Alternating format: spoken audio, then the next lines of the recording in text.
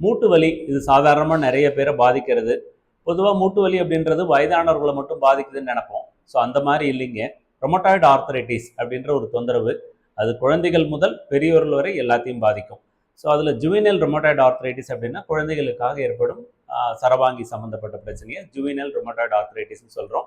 அதேமாதிரி பெரியவர்களுக்கு வந்து ரொமட்டாய்டு ஆர்த்தரைட்டிஸ்ன்றது வந்து உடம்புல இருக்க மூட்டுக்கள் எல்லா மூட்டுக்கள்லையும் ஒரு வீக்கம், அதில் வலி, அதனுடைய இறுக்கத்தன்மை, ஸோ அந்த மூட்டுக்களோட செயல்பாடு வந்து நிறைய பாதிக்கப்படுது. ஸோ அந்த மாதிரி பாதிக்கப்படும் பொழுது அவங்க அன்றாட வேலைகள் செய்கிறதுக்கே ரொம்ப சிரமப்படுற மாதிரி இருக்கும்.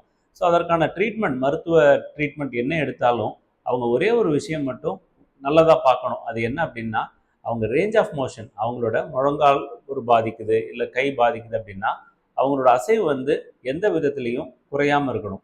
ஸோ வலியினால் கை அசைவு இல்லை, முட்டி அசைவு இல்லை அப்படின்னா அந்த ஸ்டிஃப்னஸ்க்கு கொண்டு போயிட்டாங்க அப்படின்னா அந்த ஸ்டிஃப்னஸ் தான் பெரிய காம்ப்ளிகேஷனாக போகுது. அந்த ஸ்டிஃப்னஸ் தான் வந்து ரொமட்டாய்டு ஆர்த்தரைட்டிஸ் வந்து மூட்டு தேய்மானமாக மாறி ஆஸ்டியோ ஆர்த்தரைட்டிஸாக போக காரணமாகுது. ஸோ அதனால் அந்த ரிவர்சபிலிட்டி வந்து இதனால் பாதிக்குது.